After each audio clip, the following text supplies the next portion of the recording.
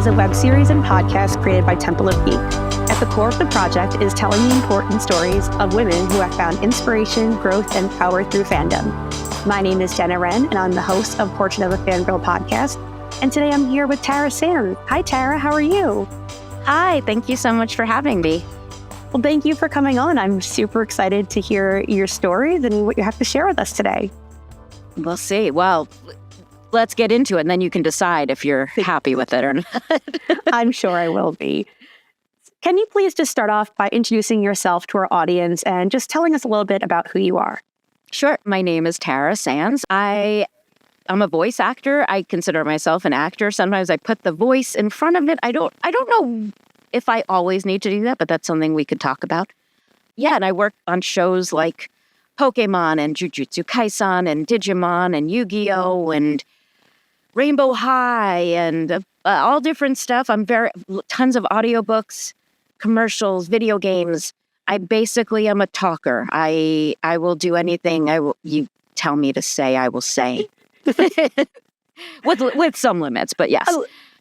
That can get you into trouble sometimes, I would think. Yes. Well, I always say, like, I talked too much as a kid, and I used to get detention and get in trouble, and I was like, I'll make this a job. Here you go. Do what you love and try to get paid for it. Right. Maybe I should have been a voice actor. My grandfather nicknamed me Jenna Jabberjaw when I was little because I used to love to talk. So Jabberjaw's so cute. That's a good one, right? Yeah, that is adorable. So maybe I made the wrong career choice. Well, you're doing it right. You're talking right now. This counts. That's true. This totally counts.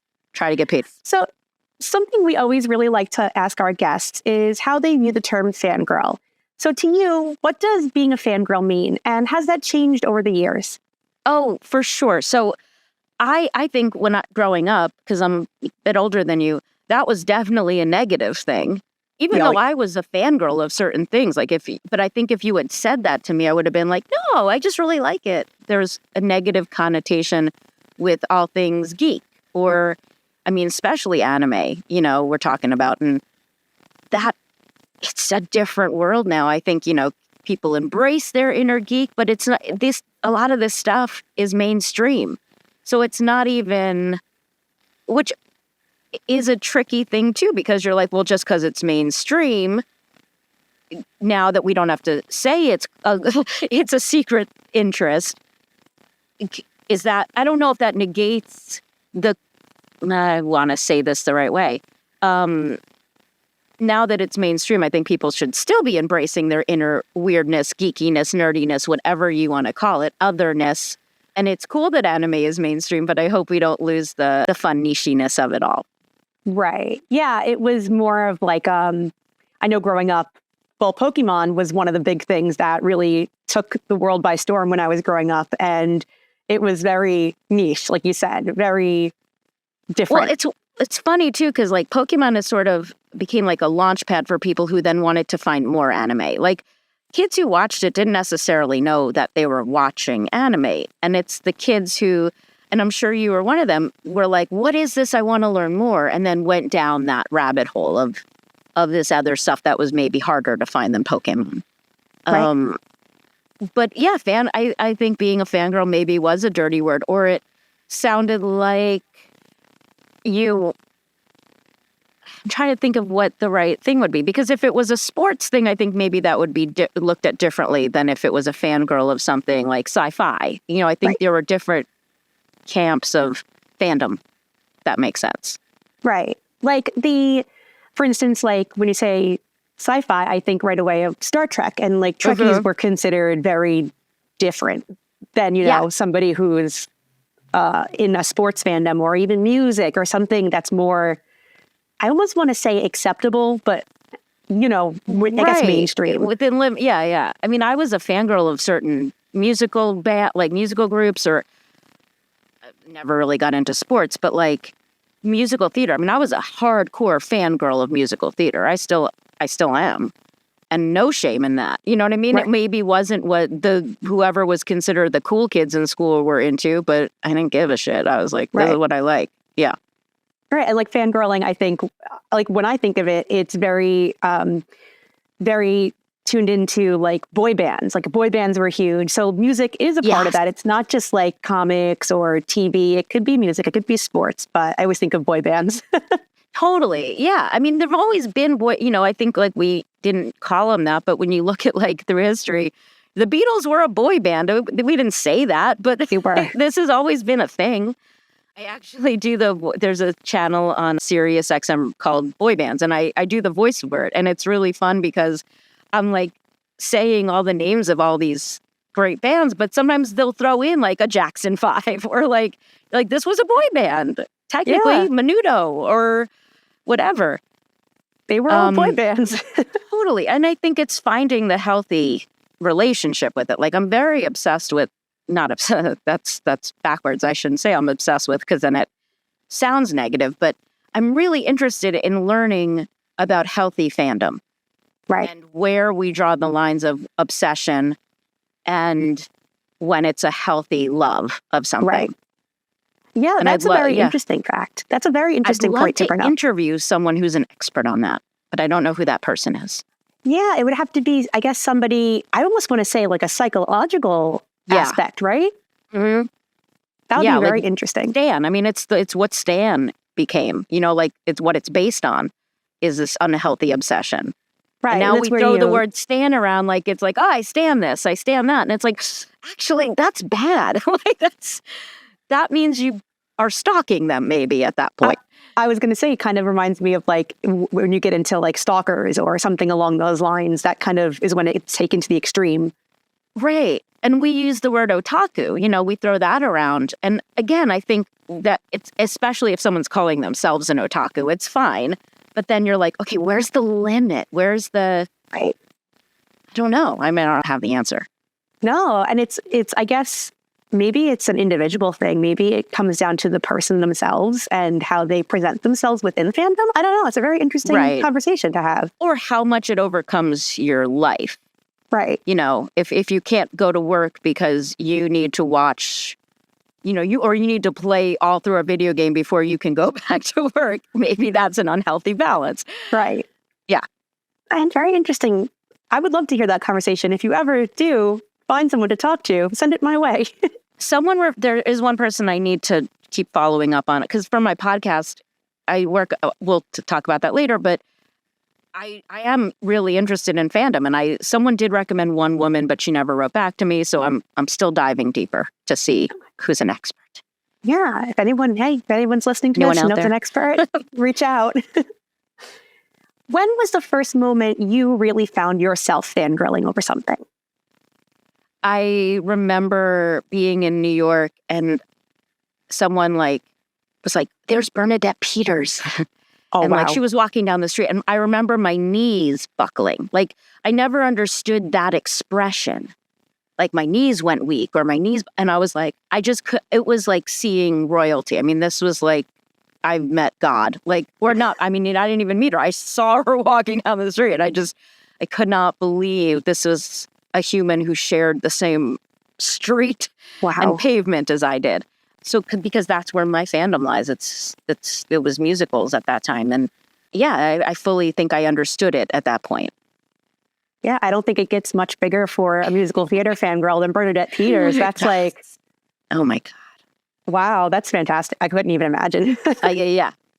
I mean, and again, I didn't say anything. I would never have been brave enough to say anything. Right. Just being near her was so cool. Just seeing her, experiencing her presence. Yeah. I mean, and that's what's interesting too. I've throughout, because of my jobs, and I used to interview celebrities and stuff, I've met so many people, and I don't get nervous when I know I'm going to meet them. It's when I see them in the wild that it's more exciting. Like Whole Foods. If I see them in the supermarket, that's so much more interesting and makes me nervous, as opposed to if you put a microphone in my hand and you're like, interview Angelina Jolie. I was fine. It's just, the supermarket is weird. There's structure to that. There's yeah. Oh, if I crossed someone's path in the supermarket like that, I don't think I could handle it. I know. Well, and then you try not to stare, and then you become a crazy person. Yeah. See, I'm very friendly, so I know this actually did happen to me one time. I know, veering off topic, but I ran into one of the MCU Netflix show stars. Finn Jones, who does Iron Fist at the time, ran into him on the train, and we were sitting next to each other, and I know you. Like, I just... Right. But when and also, like, you're already sitting next to each other. Like, you kind of got to say something at that point. Right. Yeah. And it's just, as long as you're respectful and, I guess a healthy person, you're not like coming on, like you said, like a stalker stan kind of thing.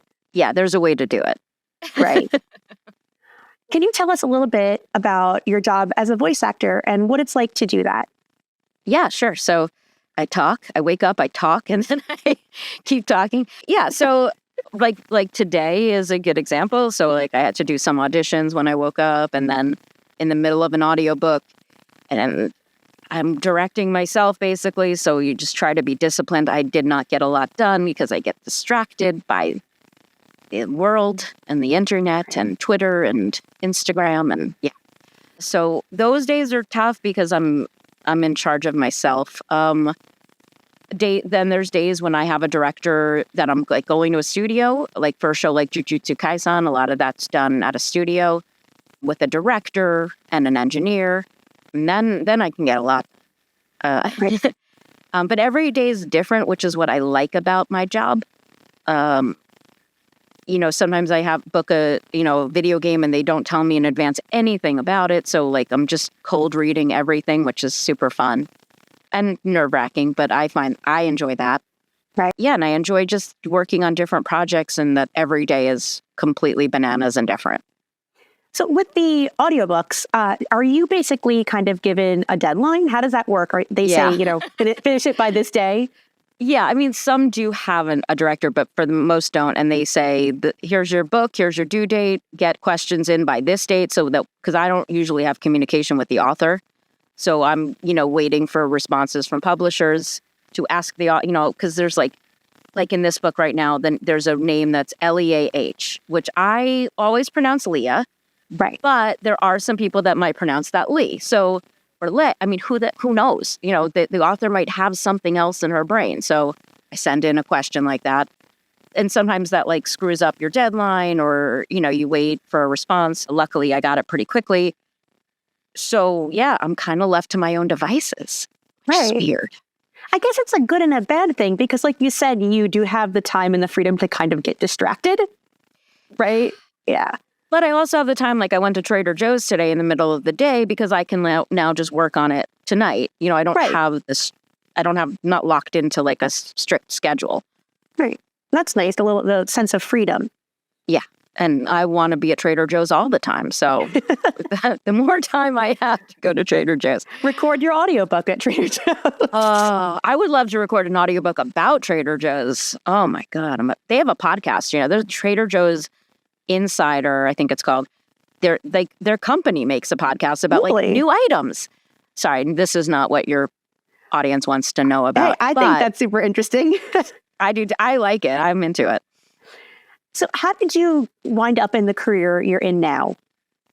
So I, from a young age, knew I wanted to be an actor. It was, I don't know how else to explain it, except I knew that's what I wanted to do. And if there was nothing else I wanted to do, and I always tell people, and it's cliche, but like, don't go into this if there's anything else you want to do. It's completely unstable. And I begged my parents. I lived in New Jersey, really close to the city.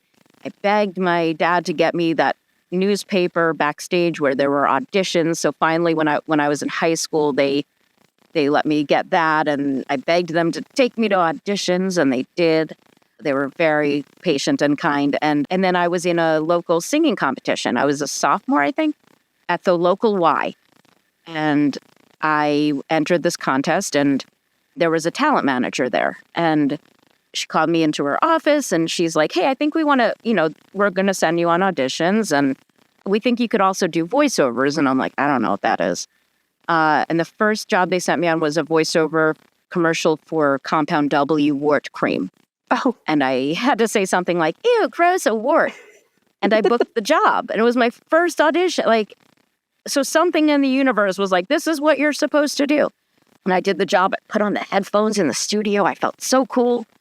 But I did not at that point know that this was going to be my focus. I continued doing a lot of theater, television work, hosting work on a TV show, all different things. And the thing I kept coming back to was voiceover. And I love, I got this job on Pokemon, which in, I guess, 99, 98, this was my first anime job. I didn't know anything about anime.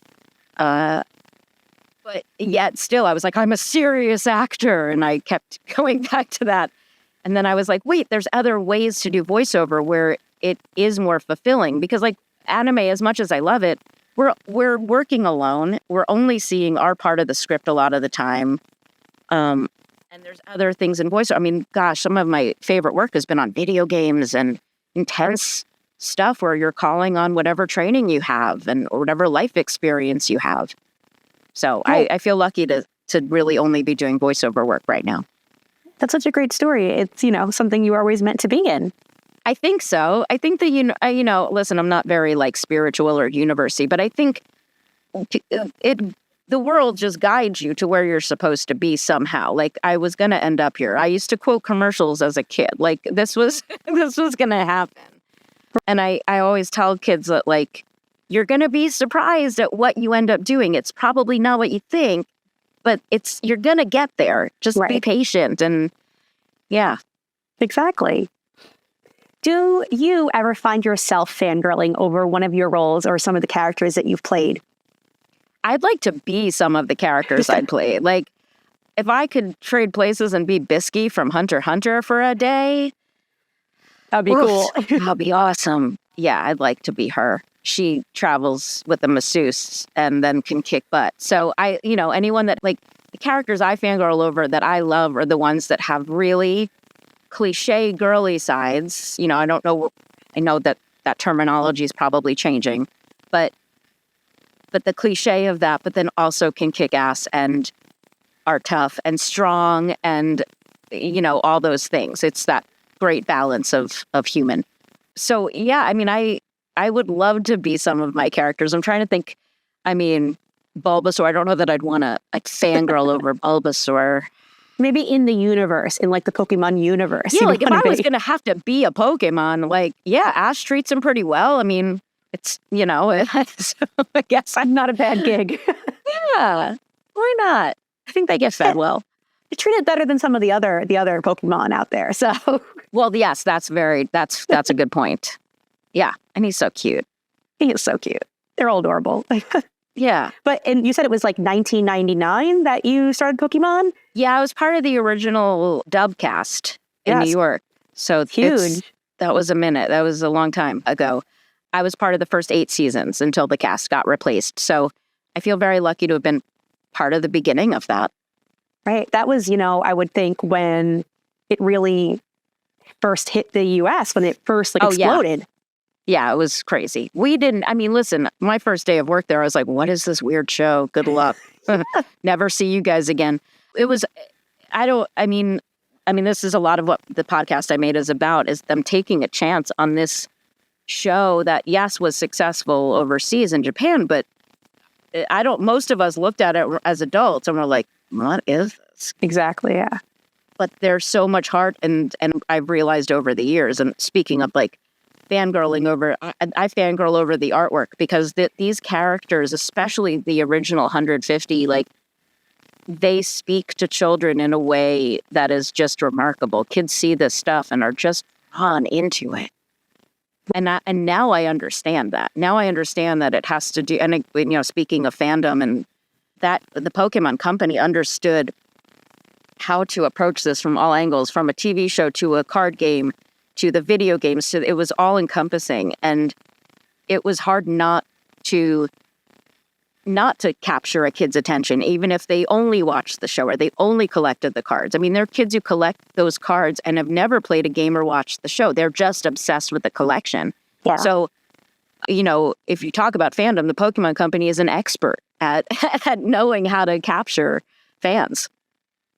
Right, they really are.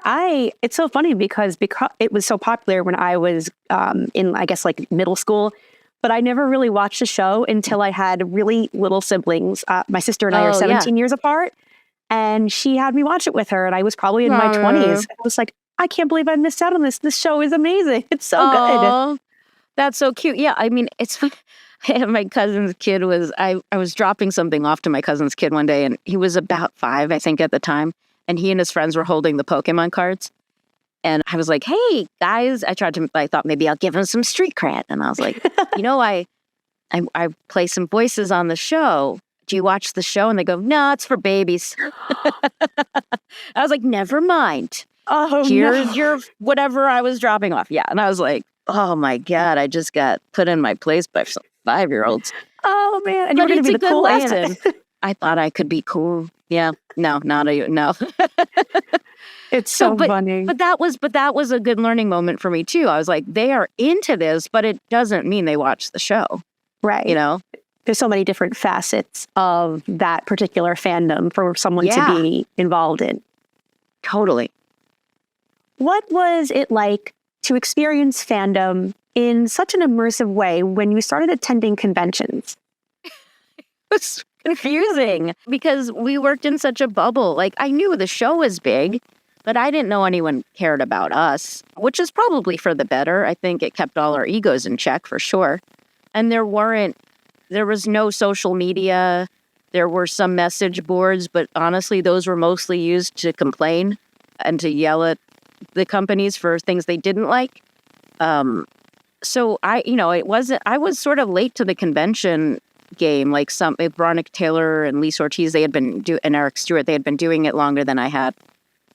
And I was like, wait, you're saying that people want to meet us? They're like, not only meet you, they want like your autograph. I was like, no, there's no way. And I have traveled the world meeting these people. And what I've realized too, it's like, it's not about being a fan of me necessarily, because I have to take myself out of the equation. It's about what these shows meant to them and where they were in their life when they first saw them. Because that is so powerful. Nostalgia is so powerful. I've heard so many times that someone was going through a tough point in their life when they started watching this show, and it got them through it. It was their distraction. It was their happy place. I've told this before, like someone's house burned down and they only had their Yu-Gi-Oh! VHS tape or whatever, or DVD. So it's what this represents. And if I'm there representing the face of this thing that is so much bigger than I am, and I'm a cog in this wheel, I'm happy to be there for them to share their story. But I in no way feel responsible for the success of these shows. I think it would be unhealthy to think that I am responsible for it. It must be very touching to hear these stories, though, from people of all different walks of life. Oh, that's what it is. I mean, and the fact that they're trusting me with this information, it's huge. It's what I make sure that at every convention, I at least have like a connection like that. And I let someone just go on and for as long as they need to tell me this. And then I try to compare it to what I'm a fan of and what I would have said to Bernadette Peters that day if I was allowed to talk to her. So that's, it's an honor. It's a privilege. It's crazy that anyone wants to talk to me. I find it strange. But you now run a podcast and it's called 4 Kids Flashback. Yes, I do. I want to talk to you a little bit about that and hear just kind of how you got started with this. So can you just tell me a little bit about what the podcast is? Yeah, so for people who don't know, 4 Kids is the company that brought shows like Pokemon and Yu-Gi-Oh! And Shaman King, and they did a version of Teenage Mutant Ninja Turtles, and they were responsible for a lot of the stuff in your childhoods that you watched. And they took a real risk with Pokemon. Nobody wanted it. They are also a company that has been yelled at many times for changing anime, for maybe Americanizing it or making cuts in it to make it more appropriate for children because it was on Saturday mornings. And I get asked about it at conventions all the time. And it occurred to me that there were people who should be at these conventions and answering these questions. It's the writers, it's the producers, the people who wrote the music, the just all aspects of this, the voice directors that I wanted to shine a light on, also get answers from, but give some credit to and give attention to, because they should have that attention.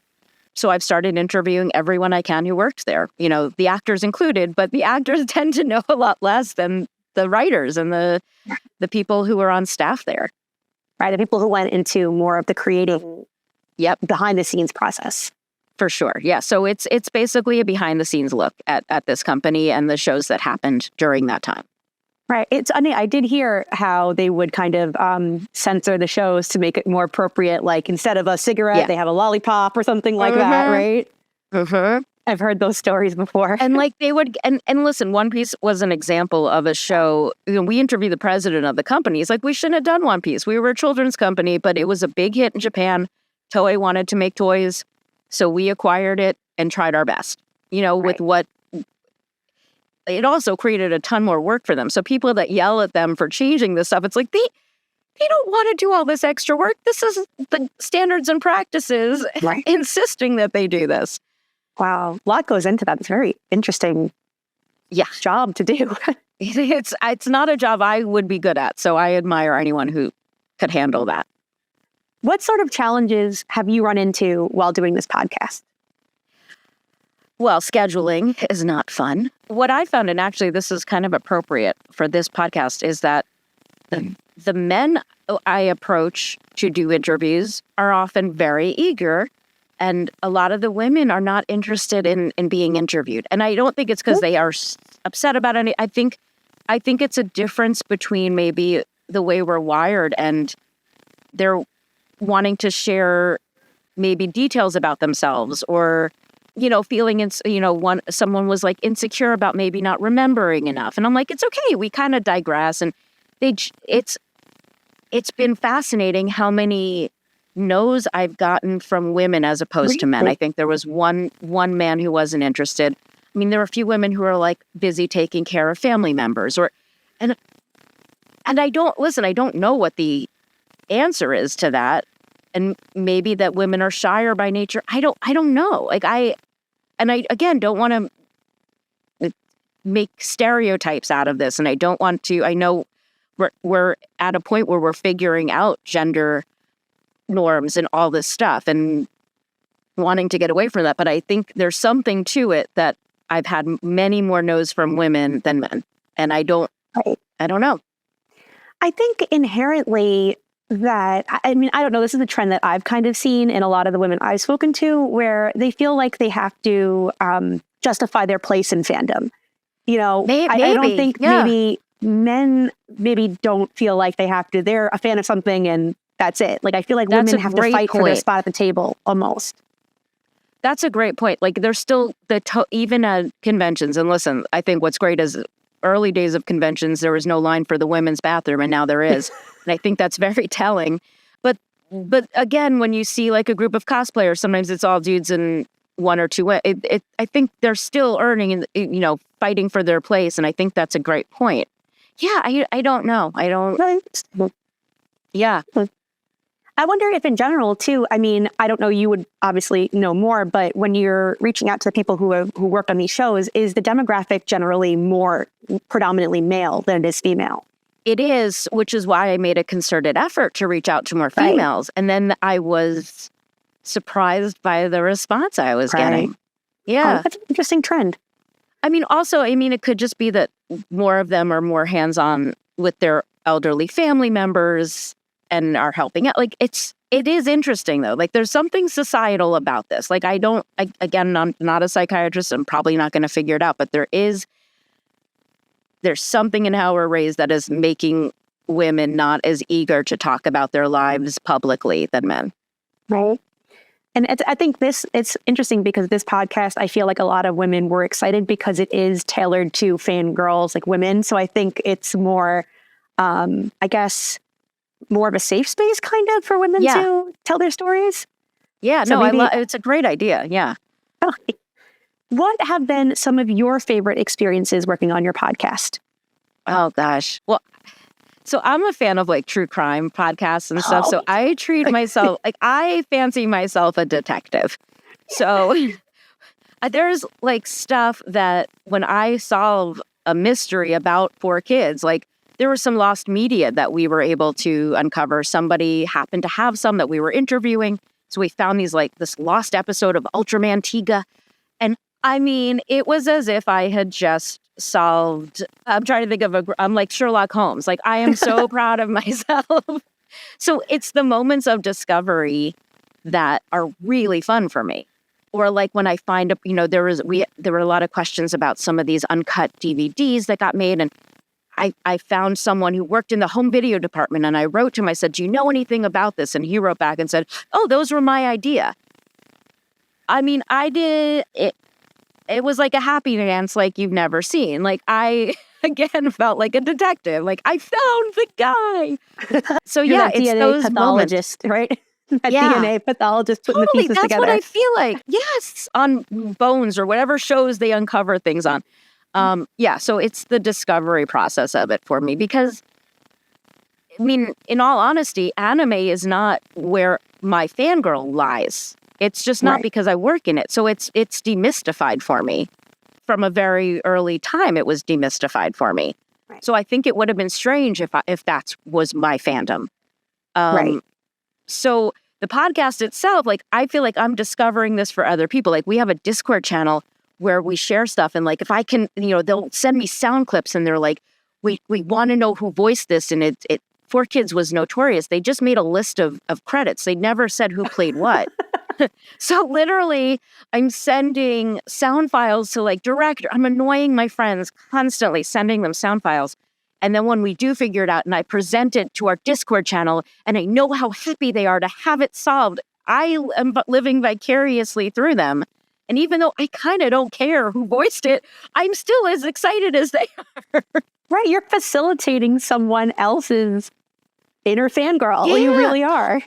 Well, that's exactly what it is. And if I can help that in any way, without it being like, listen, I'm sure some of those people have an unhealthy obsession, and I hope I'm not feeding that. But if I put a smile on their face by finding it and all it took was an email, then I'm thrilled to help. Oh, that's great. Do you find yourself remembering things from dubbing with 4Kids that you may have forgotten when you're talking to guests? Sadly, my memory is there's things I remember, but they mention things and I keep wishing that it'll like unlock a treasure trove of memories that has not happened yet, unfortunately. Yet.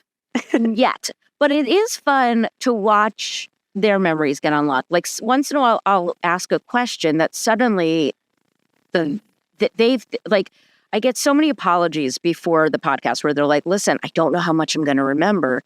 And suddenly we sit down for the interview and something sparks something in them, and they talk for an hour about a project they thought they knew nothing about. So that, it's not me remembering, but it's fun watching their memories get unlocked.